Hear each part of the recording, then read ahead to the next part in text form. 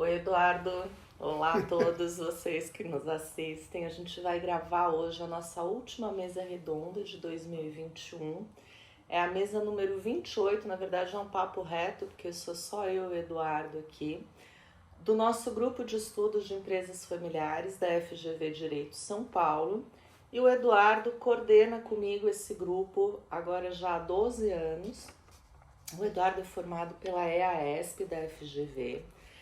Tem especialização em finanças, administração geral e recursos humanos, também pela EASP, direito tributário e societário pelo GVLO. E o Eduardo é membro da família Capobianco, que é uma mega família empresária do grupo Construcap, Ferreira Guedes, Agrocap, Goiasa. O Eduardo foi vice-presidente das empresas do grupo. E atualmente ele é presidente do grupo AGES, que resultou da cisão aí, uma cisão desse grupo familiar, né? Mas além de empresário, o Eduardo é sócio fundador e presidente do Conselho Deliberativo da Transparência Brasil, que é uma organização dedicada ao combate da corrupção.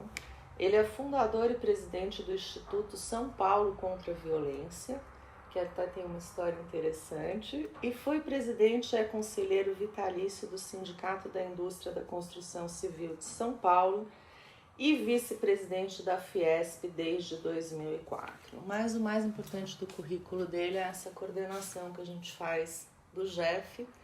E eu queria perguntar para você, Eduardo, assim, quando a gente se conheceu, a gente começou a conversar, foi o Eurico Desante que nos apresentou. Você teve essa ideia de montar o grupo. Conta um pouquinho pra gente como é que foi. Na verdade, esse grupo, quem trabalha de fato é a Roberta, que fez toda a articulação. Como empresário, eu gosto de delegar. Então, eu deleguei bastante para você. Né? Isso eu percebi. Aí tem as ideias, depois vai delegando. É assim que eu faço na minha vida, em todos os meus negócios. Certo. Por isso que o seu currículo é tão extenso. E junto um monte de coisa. Né? Terceiro setor empresarial, todo tipo de empreendedorismo. E o Jeff, mas o Jeff, eu acho que o segredo é esse, tanto é que o Jeff é um sucesso. Reuniu vários especialistas em várias áreas. Agora, de onde é que veio essa ideia? Essa ideia veio de um sofrimento de vivenciar uma empresa familiar com uma série de dificuldades. Desde os primórdios, né, desde 75, quando eu entrei no Grupo Construcap, eu me formei em 75.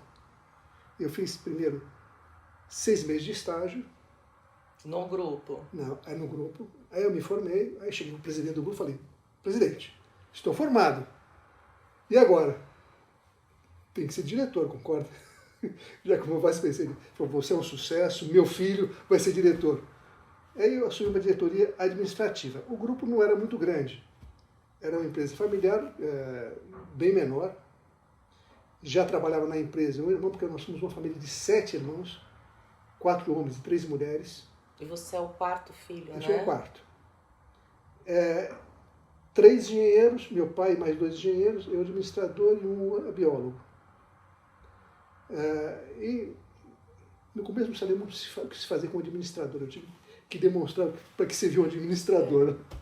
Você não falou das mulheres, que as mulheres nunca foram cogitadas de trabalhar no grupo. Não, é uma família italiana, tem algumas dificuldades em relação a isso. Certo. Né? Mas eu tenho uma irmã que trabalha hoje no Grupo Construcap.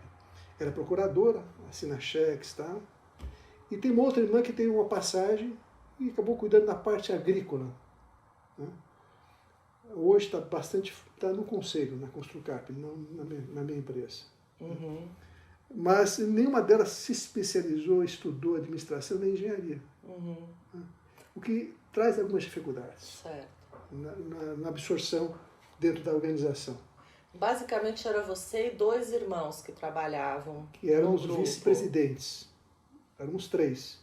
Primeiro entrou meu irmão mais velho, depois eu entrei. O terceiro sofreu um pouco mais, porque já tinha uma empresa mais com 2 diretores, então ele entrou como seu estagiário, ficou um tempão depois como engenheiro na mão do meu irmão mais velho, nas mãos do meu irmão mais velho, que aí veio para a diretoria também. Fez todo um percurso dentro da empresa. A empresa foi crescendo e ficava claro para mim que as questões emocionais eram um problema sério. Numa empresa familiar, a família são 2 sistemas que funcionam. sistema família, sistema empresa. E os dois se misturam. E as questões emocionais eram um complicador grande. Aí nós começamos a fazer uma série de trabalhos com psicólogos, com terapeutas. Primeiro reunimos meu pai com os 3 filhos, com os 3 irmãos que trabalhavam. Depois meu pai saiu, nós ampliamos por 7 irmãos. Era uma brigaiada. Era um sofrimento. Bom, eu lembro que você contava que as reuniões eram, acho que sexta-feira. Essa foi a segunda etapa, porque você o primeiro e segundo maior. E depois de um certo tempo, não estava avançando muito, nós paramos, aí continuamos aqueles problemas emocionais envolvidos com a empresa, disputa de poder, essas coisas complicadas. E eu tinha uma ideia de que nós devíamos ter 3 co-presidentes, partilhando num fórum específico, e cada um fazendo a sua especialidade, trabalhando. Mas não estava dando certo. E aí nós partimos para uma outra terapia a 3. E aí eu vi que a coisa... Aí era sexta-feira, realmente sexta-feira, e saí de sexta-feira, no final do dia, arrebentados. Que era uma lavagem de roupa suja, era um problemaço que aparecia ali. Eu acho interessante porque, assim, isso que ano que era, mais ou menos? 2007, 2008... É interessante, é bacana a família procurar uma psicóloga. Eu, pessoalmente, sou fã de terapia, fiz terapia a minha vida inteira, todos os tipos. Mas, assim, eu acho que a terapia voltada para uma família que está discutindo questões da empresa, ela tem que ser muito específica, né? Não dá para ser uma terapia para ficar discutindo roupa suja e levar 10, 15 anos para resolver problemas lá do Velotrol verde ou Velotrol vermelho da infância. Em especial quando essa terapia, a terapeuta não entende nada de empresa. E as questões da empresa que são levadas para discutir nessa terapia, aí é um fracasso.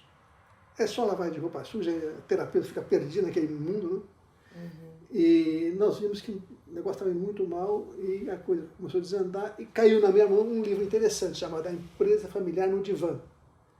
Mas essa empresa familiar no divã ela foi escrita por 3 estudiosos.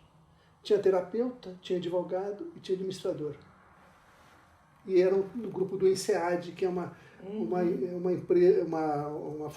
universidade francesa. E eu li aquele negócio e falei, não, essa visão multidisciplinar é que nós precisamos no Brasil. Falta no Brasil essa visão que integra as questões. Aí eu fui casualmente, eu falei que não existe nada aqui que trate do assunto dessa forma, estava vendo essa questão. Aí eu fui, o Eurico, que eu tinha feito com ele um curso de pós-graduação em direito tributário, eu gostei muito dele, nos entendemos bem, ele me chamou para a inauguração do Centro de Estudos Fiscais que ele montou na Getúlio Vargas. Eu achei o núcleo, né? Eu achei super interessante. Eu falei, mas como é que você consegue montar isso na Getúlio Vargas? É uma metodologia que nós temos. Eu falei, mas eu estou com um problema que eu gostaria de integrar, estudar empresa familiar na Getúlio Vargas. Não, mas tem uma pessoa aqui especial, chamada Roberta Prado, vamos marcar um almoço. E aí nós fomos nos encontrar e discutimos a ideia, você gostou da ideia. Então, eu assim, pelo meu lado, eu achei super interessante, porque eu sou formada em Direito, né? Eu trabalhei aí alguns anos com Direito Consultivo em societário, trabalhei com Carvalhosa, enfim. E aí eu comecei a perceber que assim, o direito societário e o direito de família se interrelacionam muito, né? Seja em divórcios, em inventários, enfim. E os advogados de família eu via que conheciam muito pouco de societário e, por outro lado, os de societário muito pouco de família. E aí, quando eu fui para a GV, a gente teve essa ideia junto com o Eurico, com a Vanessa Canado, a Lie Carmo, a Débora Kirchbon, a Karine Costa Lunga, a Viviane Prado, enfim, foi um grupo aí bastante interdisciplinar de montar um curso que era societário, tributário e família, né? E o curso foi um sucesso, acredito que foi o primeiro curso estruturado que teve nesse sentido, e hoje é um curso que tem em praticamente todas as faculdades, universidades, enfim, curso super procurado. E eu achei interessante que eu fui te colocar isso e você falou, não, bacana, tributário, societário, família, mas assim, tem que ter gente que entenda de psicologia e gente que entenda de gestão, senão também não vai adiantar, ou seja, a interdisciplinariedade é bem maior do que só ramos específicos do direito. E o que eu acho que foi bacana quando a gente começou a estruturar e pensar nessas reuniões é que, assim, os psicólogos em geral, o pessoal de recursos humanos se encantou com a ideia. No começo a gente tinha, assim, uma inundação de psicólogos querendo ouvir, conhecer melhor o direito, conhecer melhor a administração. Enfim, hoje eu acho que isso está mais consolidado. A gente precisa talvez pensar em cursos específicos juntando isso tudo, né? Eu acho que realmente essa ideia multidisciplinar pegou, né? Hoje é engraçado, quando inicia um negócio, de repente isso se espalha, parece que é um negócio natural até. Mas, e essa visão, mas é uma visão que eu acho que ela tem que ser aplicada nas empresas, em todos os negócios da gente, na vida da gente, essa visão multidisciplinar. Eu gosto muito disso. Não, e você, a gente tem que dizer, o Eduardo participou de todos os encontros, né? Eu acho que você participou de 100% Aproveitei dos demais. encontros. E até às vezes que eu falava assim, não sei, eu tô ficando meio cansada. Não, então eu vou fazer a convocação, a gente não pode parar com isso e tal. Você estava ali. Isso realmente operou mudanças nas suas decisões empresariais, Exatamente, né? lógico. Porque eu gosto de unir o conhecimento à prática. Eu sempre faço isso. Nas várias entidades que eu participo, eu busco trazer a universidade junto, porque é quem produz conhecimento. E tento aliar a prática. Na minha vida empresarial é assim, no São Paulo contra a violência é assim, na Transparência Brasil é assim também. Em todas as entidades que eu participo, eu procuro unir o conhecimento, né? E eu estava num processo muito importante para mim, que era o que fazer da minha vida, né? Porque eu vivi um conflito muito grande, que foi se acirrando, com o falecimento da minha mãe o negócio explodiu, né? Eu falei, como é que eu vou tratar essa questão? E aí, nas nossas conversas, a gente vai aperfeiçoando, vai criando as ideias. Então me ajudou demais na minha modelagem. E isso, inicialmente, qual foi a ideia que eu levei para a família, né? Inicialmente? Primeiro, eles queriam me tirar da gestão de qualquer jeito, porque existia uma luta de poder ali que não ia dar certo. Aí criou-se um conselho na empresa, no grupo Construcap, que cuidava das duas empresas, dos dois grupos que nós tínhamos. A Construcap era uma holding operacional e a Agrocap uma holding patrimonial. Aí criou-se um conselho na Construcap, mas o conselho não era entendido. Sabe o que acontece? Uma coisa interessante. Meu pai é de uma formação mais antiga. E essa ideia de governança é muito nova. Quer dizer, hoje parece que é uma coisa muito normal. Mas começou no final da década de 80 e 90. Não, e ele já foi bastante moderno, digamos assim, para se dispor aí numa terapia de família. Lógico, e tudo mais, né? Isso é uma característica dele, quer dizer, ele sempre procurou acompanhar, mas há limites de entendimento do que vem a ser um gestor, né?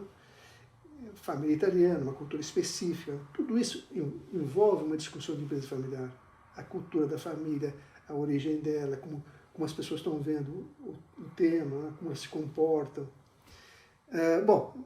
A ideia inicial, depois de eu ir para um conselho, está meio sem função, porque o conselho não era um conselho típico, né? Com todas as suas características de governança.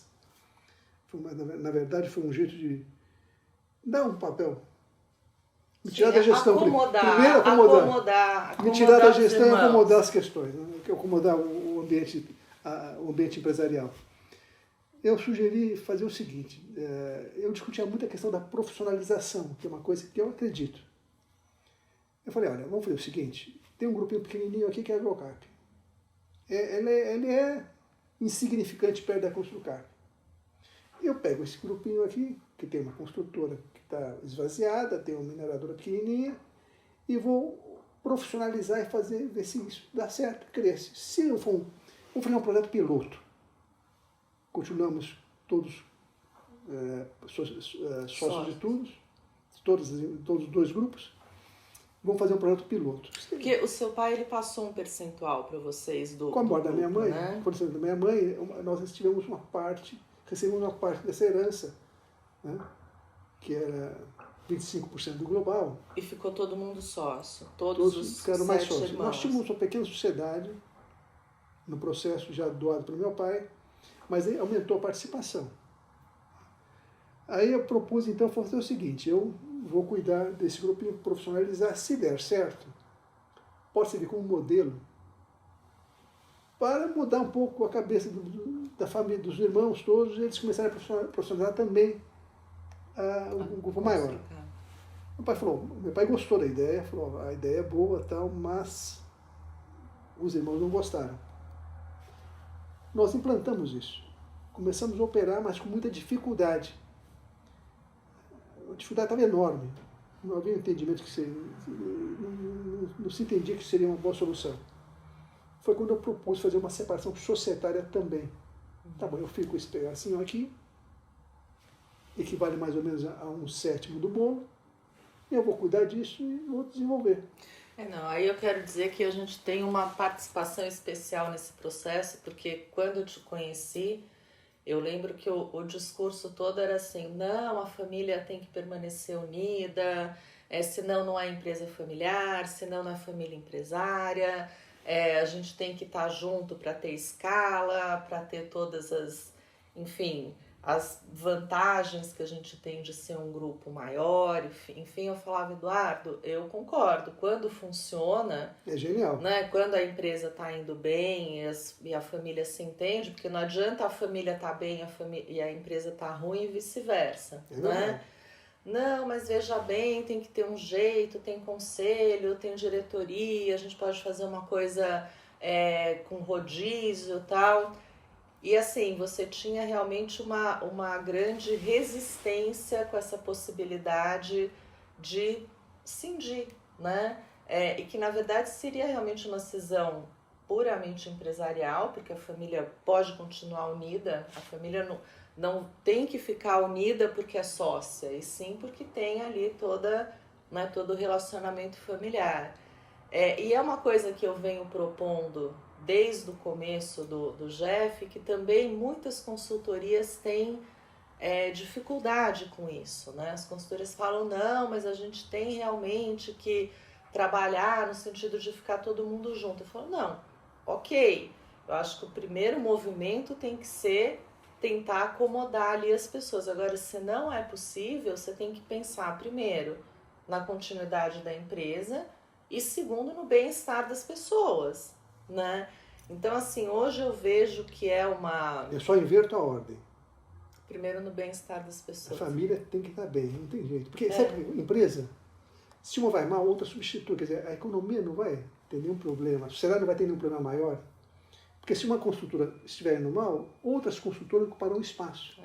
Como aconteceu com a Lava Jato. Sim, abriu espaço para muita coisa nova, florescer um grupo enorme de empresas, que é muito interessante. É interessante isso, essa conversa, porque toda vez não, mas a empresa que paga tributos, que gera emprego, sim, realmente, mas isso independe de quem é o dono. Exatamente. Né? E sempre vai ter alguém competente interessado em um bom negócio. Exatamente. Né? Então, os negócios serão feitos se houver mercado. Então, uma empresa que está indo mal, eu gosto de preservar a família, é um núcleo que eu considero importante. Se bem que a formatação de família tem mudado com o tempo. Eu sou um pouco tradicional, porque eu sou da década de 50, nasci em 50. Família é muito importante. Ainda tinha aquela ideia de que uma família empresária bem-sucedida faz um bem para o país, não pode fazer um bem para um país muito grande, com grandes investimentos na parte social. Sabe, ele tem... É um sinalizador importante para a sociedade. Uhum.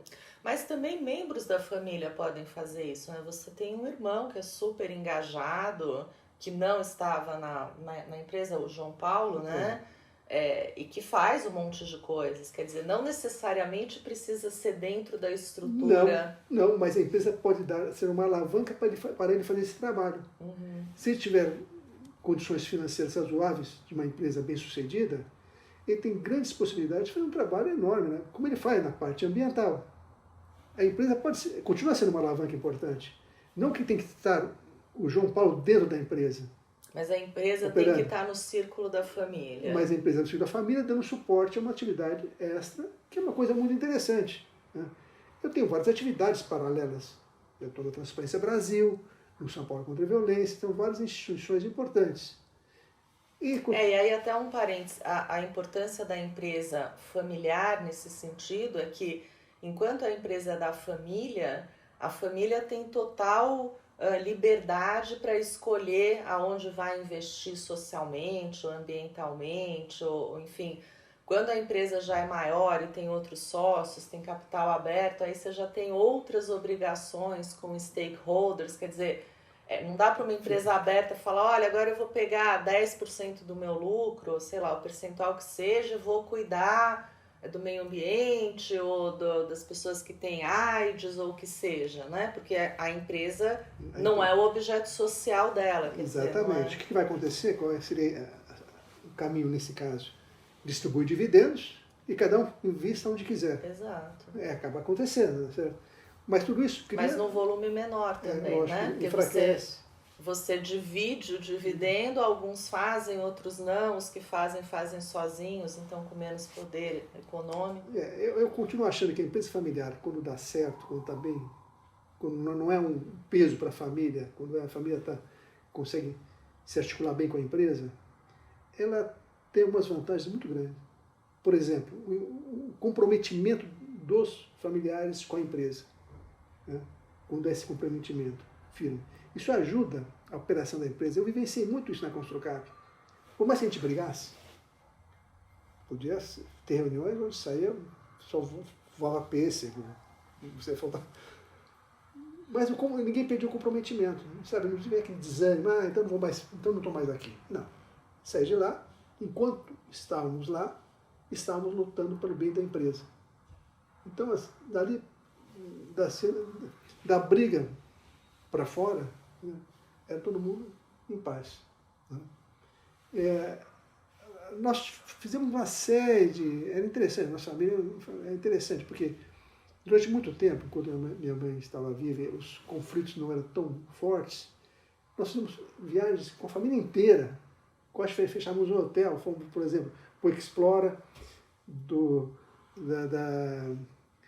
da Patagônia, toda a família. Fomos para o Explora da Ilha de Páscoa, toda a família. É enorme, né? Porque a família, 7 filhos, um monte de netos, bisnetos, é um monte de gente. Tudo isso... Isso funcionava bem. Funcionava super bem, apesar de ter competições. Uma coisa engraçada, quando a família fica muito fechada em si, o palco, a plateia é sempre da família. Então isso resulta numa série de uma tendência a ver alguns irmãos quererem se mostrar, se realizar. Ciúme de irmãos. Se realizar dentro da família. Tá certo?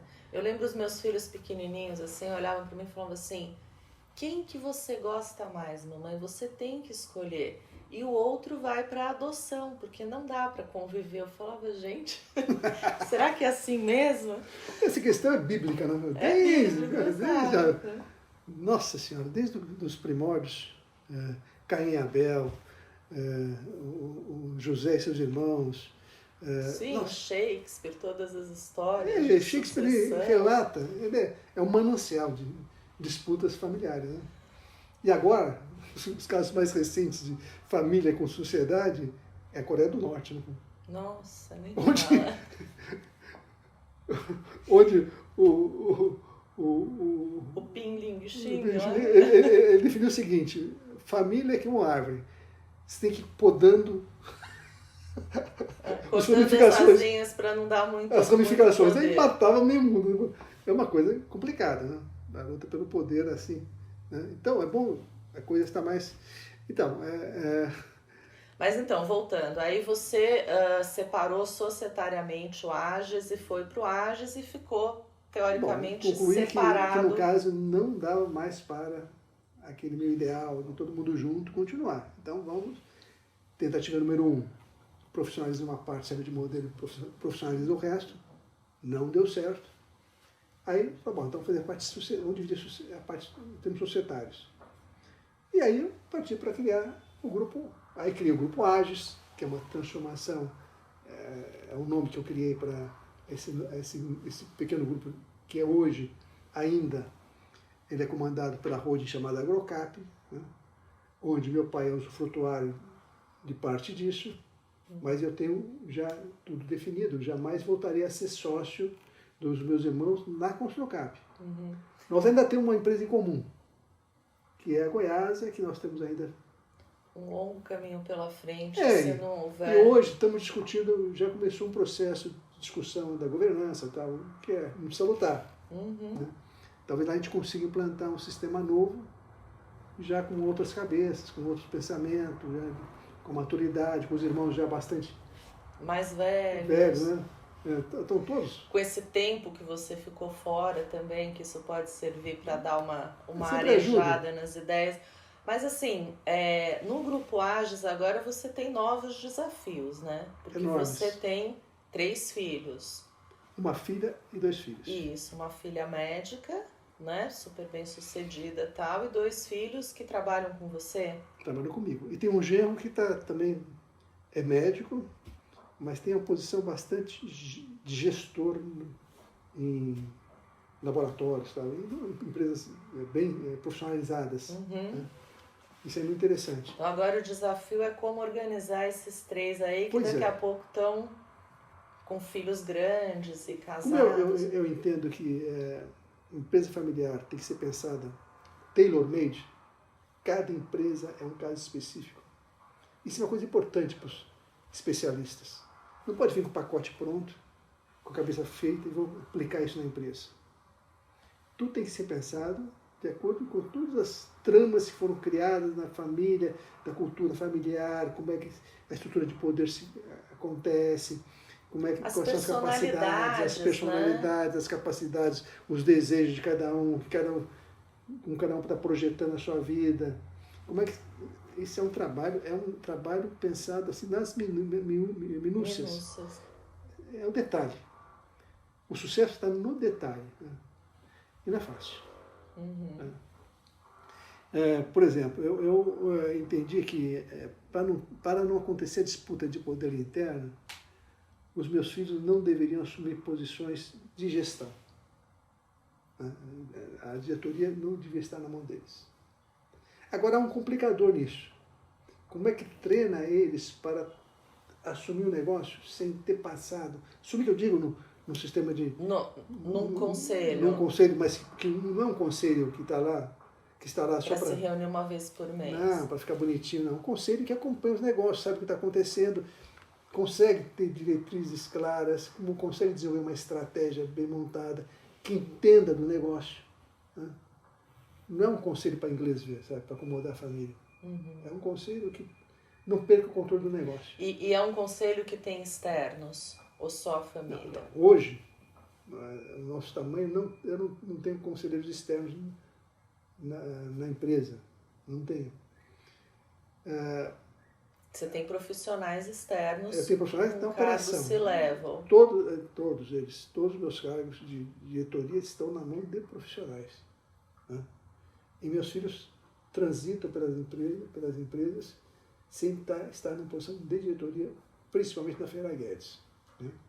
Que é a empresa maior construtora, que é a grande empresa do Grupo Agis. Do Grupo Agis, né? Que é a grande empresa.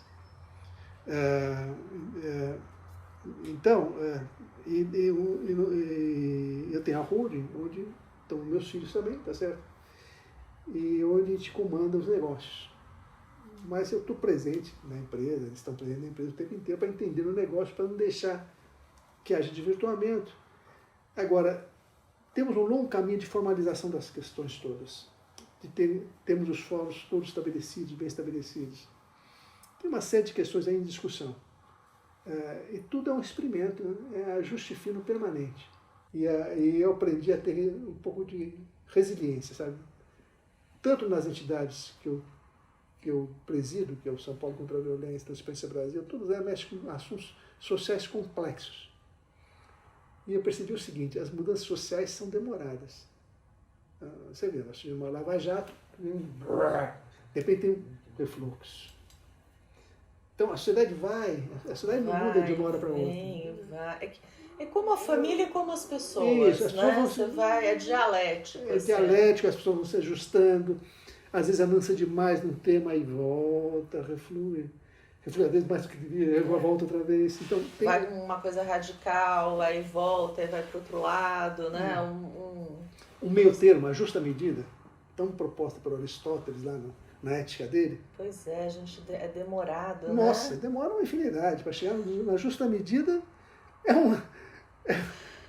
um negócio que nós tem que passar, tem que ter experiência, tem que ter as ideias precisam ser postas em prática, depois tem o que dá errado, o que dá certo, e ajustando. Tem as pessoas, cada uma com uma cabeça diferente. Uhum. Agora, isso é muito rico também, né? Tem a vantagem, é gostoso também. Tem que ser resiliente, né? E a resiliência é básica, né? Básica. Porque as mudanças são demoradas, né? O sucesso também é demorado, né? Não é fácil. Tem trabalho, né? E trabalho em vários níveis, né? Porque você tem que estar o tempo inteiro ali ajustando os pratinhos. Uma hora é a família, outra hora é a empresa, a outra hora mudou a lei, né? Mudou a tributação. Nossa, mudou isso e o Brasil é um prato cheio para isso, né? O Brasil é um prato cheio, porque cada novidade que a gente tem agora tem a novidade dos precatórios, o calote dos precatórios. É um tamanho absurdo que está sendo praticado no país, onde uma decisão judicial, transitada em julgado contra o governo, não dá reparação, não garante a reparação. Né? O governo pode desapropriar uma empresa, você vai para a justiça para receber os seus direitos, você, depois de 20 anos, você consegue vencer na justiça e não garante o pagamento. É muita questão envolvida também, né? Porque se o Estado for indenizar todo mundo, o Estado acaba, né? Assim, não que não seja correto, vamos dizer assim, mas existe uma diferença entre a possibilidade... Mas o Estado tem que agir de forma adequada. Não. O erro não está no final. Lógico, o erro está no início. Lógico. Nas posturas, como o Estado age. Quer dizer, é isso que precisa ser consertado. Exato. Até mais do que uma indenização. Né? Isso tem que reverter numa mudança de postura. Na origem. Né? Não pode ter problema aqui. Por exemplo, eu faço uma obra pública. Aí, na hora de receber, eu não vou receber. Aí o cara fala, entra na justiça, eu não vou pagar. A não ser que você me dê uma graninha por fora, vamos supor. Se você sabe que nunca vai receber, qual a tua alternativa? Repara o impacto que isso tem na questão da corrupção, nos desajustes. Vai na justiça. É o seguinte, você tem duas opções. Vai para a justiça ou me dá uma grana por fora. Esse é um outro assunto, né? É um assunto muito complexo. Pois muito é. complexo. Não dá nem para ficar falando muito aqui. Não está na questão do Jeff, né? Mas ainda está nas questões nas quais eu trabalho, que é a Transparência Brasil. Não, mas é importante também a gente pensar que as empresas familiares no Brasil vivem nesse contexto. Né? E muitas empresas familiares prestam serviços para o governo. Sem dúvida. Né? Então, isso também é relevante numa Mas não é só medida. isso. Veja o seguinte, qual o modelo hoje que está se propondo no Brasil? Não é concessões e privatizações? Não é reduzir o tamanho do Estado? Como é que você entra numa concessão de 30 anos, sendo que você pode ter uma série de interferências do Estado nessa concessão, e você não tem a condição de se defender, nem de se indenizar pelos investimentos que você fez que possa não ter sucesso? Vamos supor que também tem um governo novo aí que inventa que as privatizações e concessões não estão certas e quer estatizar todas as estradas outra vez. E como é que fica a remuneração disso? Como é que fica o retorno do capital? Como é que fica a garantia que você deveria ter? Vai para um precatório que não vai ser pago depois de 30 anos na justiça? Essa ineficiência, essas posturas... Essa desorganização, essa falta de previsibilidade, de continuidade, né? O tal do custo Brasil que acaba atingindo todos nós, né? Então, mas veja o seguinte, para uma empresa familiar brasileira, tem que pensar no Brasil. Tem que estar investindo no Brasil. Tem que ter compromisso com o Brasil. Mas só pode ter compromissos com o Brasil se a situação institucional for razoável, der o mínimo de garantia. Não dá para uma empresa familiar. eu sou empresário brasileiro, fico só pensando em investir no exterior, ter minha casa no Portugal, minha casa não sei aonde, não dá, né? Pô? Quer dizer, como é que eu vou pensar numa empresa familiar sólida no Brasil assim? Então, essa questão que não faz parte do GEF. Não, Mas, de uma certa forma até faz. A gente nunca trouxe essas discussões é verdade. para dentro do Até do para não nosso aterrorizar grupo. os empresários. Pois é. Mas é uma questão fundamental, né? É uma questão fundamental para a continuidade. A perenidade que nós falamos de uma empresa familiar implica um ambiente institucional que permita a perenidade. Senão fica tudo uma questão de curto prazo. Aí não interessa discutir empresa familiar, você para fazer tudo no hoje. Não tem, exato. Não tem sucessão, não tem postergação, não tem. É só aproveitar o momento. Né? Pois é, acho que é isso, né? A gente tem agora que pensar o que fazer a partir de 2022. Vamos pensar em algum projeto bacana para a gente trabalhar aqui no GEF. E você também vai dando notícias aí do seu longo caminho de quarto filho de uma família de 7, agora pai de 3. O caminho é longo, é difícil, mas é bonito. É legal, é motivador. Né? Eu acho que tem muito a aprender. O que a gente, esses 31 vídeos que a gente fez esse ano, no final, independentemente do tema, se é societário, se é família, se é psicologia, gestão, o caminho sempre é conhecimento. As pessoas têm que abrir a cabeça e conhecer outras possibilidades, outras formas de tratar um mesmo assunto, outras visões, e conversar. O sucesso está em conseguir integrar essas visões diferentes. E conhecer, eu acho que o importante, eu acho que o GEF tem um outro diferencial aqui, só para falar, para a gente terminar. A gente tem muitos grupos que trabalham essa questão de empresa familiar e tal, principalmente ligados a consultorias, né? Só que as consultorias, primeiro, elas ficam muito focadas naquela realidade delas, né? Então, cada consultoria tem a sua metodologia, o seu conhecimento, a sua experiência, só que eu acho que tem que ouvir todas, né? Não dá para ter reserva de mercado nesse sentido. Então, você tem que realmente ampliar, porque um aprende com o outro. A ideia é que todo mundo cresça, né? E tem que ser voltado para a família, sim.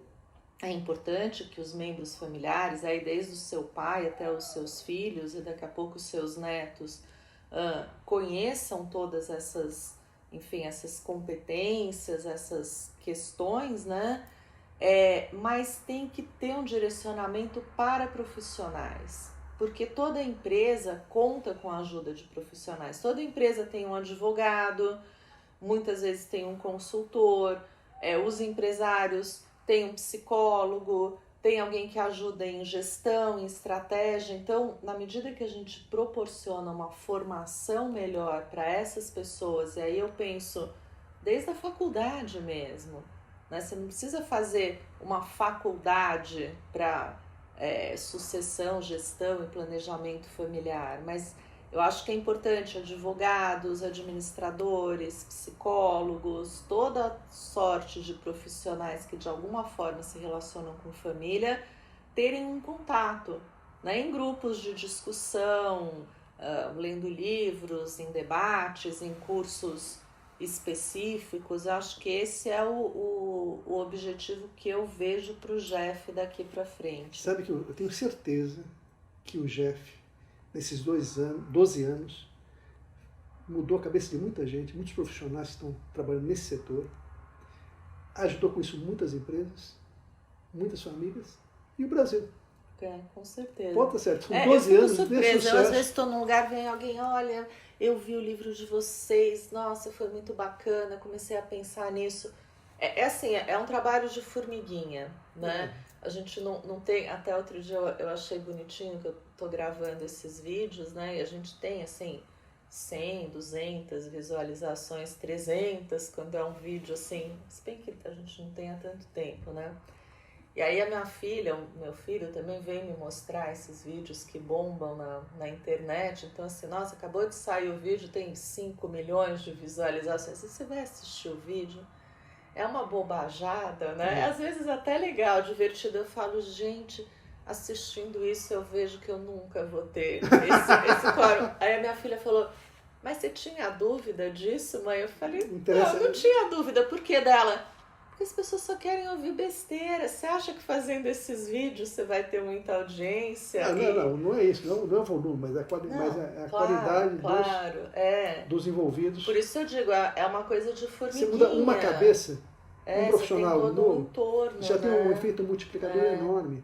Você pode estar certo. De novo, tem que ter paciência e resiliência. Até porque essas coisas que bombam, né? Você ouve, dali a um ano te manda de novo, você já nem lembrava que você tinha visto. E isso é o que você falou, é um processo de transformação que demora às vezes gerações. Né?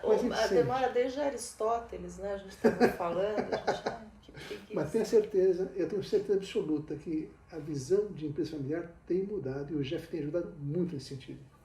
Que bom. Tenho certeza. Obrigada. Você é um sucesso. Você também.